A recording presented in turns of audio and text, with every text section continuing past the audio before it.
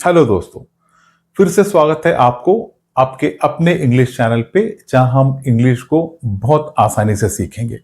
आज का हमारा वीडियो का टॉपिक बहुत ही इंपॉर्टेंट एक 3 वर्ड्स के यूज के बारे में है, जो इंग्लिश में काफी लोगों को कंफ्यूज कर देता है। और वो 3 वर्ड्स है डू, डस और डिड। इंग्लिश लैंग्वेज के ग्रामर में इस तीनों वर्ड का प्रॉपर प्रयोग करना बहुत लोगों में कंफ्यूजन बनाता है। तो आज हम ये डिस्कस करेंगे कि ये 3 वर्ड डू, डस और डिड को इंग्लिश ग्रामर में कब, कैसे, किस तरह यूज करना है। हम इसको बहुत इजी से समझेंगे, कोई आपको डाउट नहीं होगा, बिल्कुल कंफ्यूजन नहीं होगा, बहुत आसानी से आप इसको आज सीखेंगे।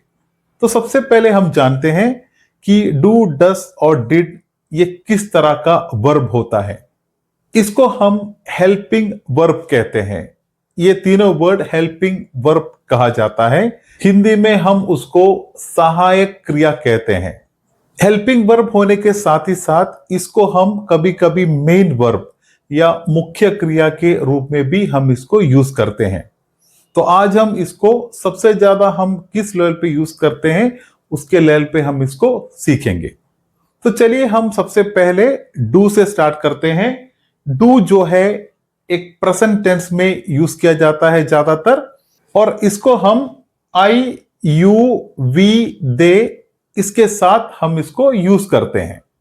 For example, I do work, मैं काम करता हूं। यू डू लाइक टी, तुम चाय पसंद करते हो।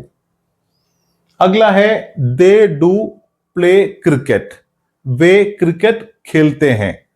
तो अब देखिए, इस तरह आई, यू, दे ये तीनों के साथ हमने इसको डू को यूज किया है। तो हमेशा याद रखिए, डू ज्यादातर प्रेजेंट टेंस में यूज किए जाते हैं और आई, यू, वी, दे इनके साथ हमेशा डू को यूज करते हैं। तो ये बहुत सिंपल से आपको इतना समझना है, आपको कोई कंफ्यूजन नहीं होगा। तो डू का प्रयोग इस तरह है। इसी के साथ ही हम डू को हम क्वेश्चंस पूछने के लेवल पे भी यूज करते हैं। जैसे कि for example, do you speak English, क्या आप इंग्लिश बोलते हैं। डू दे लिव हियर, क्या वे इधर रहते हैं। तो इस तरह हम क्वेश्चन पूछने के लेवल पे भी इसको यूज करते हैं। तो सिंपली आप यही देखिए, आई, यू, वी, दे इनके साथ आप डू को यूज कर सकते हैं। तो उम्मीद करता हूं डू आपको समझ में आ गया। अभी इसके बाद अगला है डस का प्रयोग। तो देखते हैं, डस जो है ये भी प्रेजेंट टेंस के साथ ज्यादातर यूज किए जाते हैं।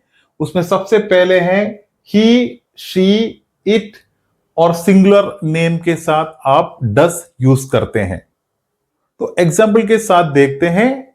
सबसे पहले ही डस वर्क हार्ड, वह मेहनत करता है। उसमें आप देखिए ही का प्रयोग इधर है, तो उधर हमने डस को यूज किए हैं।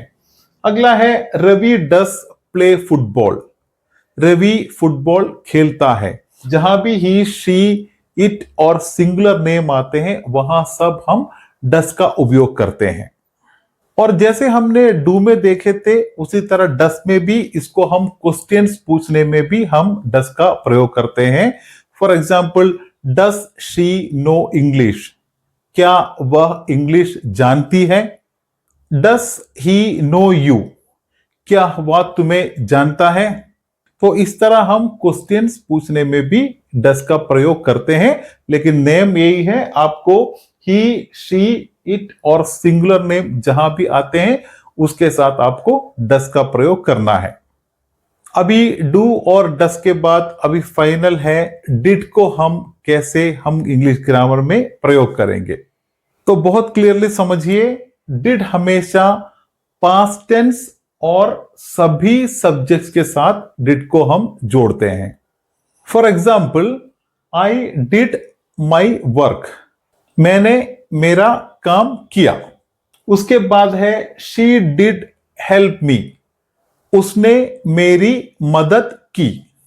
तो उसमें यही था कि आई डिड माई वर्क, वो पास्ट टेंस हो गया, तो उसमें भी हमने डिड का प्रयोग किया। यहां शी जो है एक सब्जेक्ट है, वहां भी हमने डिड का उपयोग किया। और इसके साथ हम क्वेश्चंस पूछने में भी डिड का प्रयोग करते हैं। एक एग्जाम्पल के लिए, डिड यू कॉल मी? क्या आपने मुझे कॉल किया था? Did he go there? क्या वह उधर गया था? तो इस तरह हम क्वेश्चंस में भी इस तरह डिड का प्रयोग करेंगे, लेकिन नियम एक ही है, आपको याद रखना है। डिड हमेशा पास्ट टेंस और सभी सब्जेक्ट्स के साथ जुड़ा जाता है। तो ये था डू, डस और डिड के प्रॉपर तरीके के प्रयोग। तो हम इसको एक बार फाइनली एक सिंपल समरी की तरह इसको याद रखते हैं। फर्स्ट, डू हमेशा आई, यू, वी और दे के साथ आता है। डस जो है ही, शी, इट और सिंगुलर नेम के साथ आता है। और फाइनली डिड जो है पास्ट टेंस में सभी के साथ यूज किए जाते हैं। तो यही था डू, डस और डिड के प्रयोग इंग्लिश में। क्योंकि दोस्तों काफी लोगों को यह डाउट हमेशा रहता है, कभी डिड के जगह पे डू यूज कर देते हैं, डू के जगह पे डस को यूज करते हैं। तो क्या है, सबसे इंपॉर्टेंट है कि जब उनको इसको यूज करने का प्रॉपर नियम नहीं आता है, तभी जाके इस तरह की गलती होती है। तो आज हमने जो भी सीखे हैं एकदम सिंपल तरीके से, विदाउट कोई कंफ्यूजन, आप सीधी तरह उसको सीखे हैं। तो इसको आप हमेशा मेमोरी में रखें। इस तरह आप कुछ वर्ड्स को डू, डस और डिड के साथ प्रयोग करके आप थोड़ा प्रैक्टिस कर सके, ताकि आपको ये हमेशा याद में रहे। तो उम्मीद करता हूं आपको वीडियो पसंद आई होगी। इससे आपको इंग्लिश सीखने की जर्नी में एक और बढ़ावा मिल सकता है। तो यही था आज के वीडियो के टॉपिक के बारे में। जो भी आपके सजेशन हो, फीडबैक हो, प्लीज मुझसे कमेंट में शेयर करें। तो मिलते हैं एक बढ़िया इंग्लिश लर्निंग के टॉपिक के साथ। तब तक के लिए इंग्लिश सीखते रहे और कॉन्फिडेंट रहे।